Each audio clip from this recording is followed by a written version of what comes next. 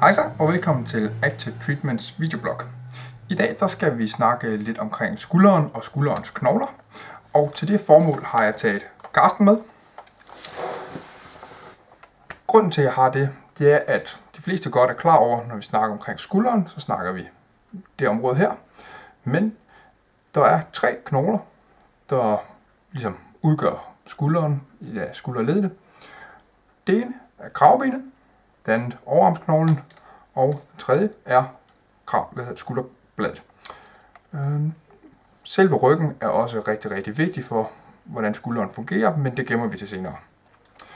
Grunden til, at jeg gerne vil vise jer det her, det er for at give jer en forståelse af, at når man bevæger skulderen, som for eksempel når man løfter armen op over hovedet, så kræver det faktisk, at kravbenet her er i stand til at rotere opad.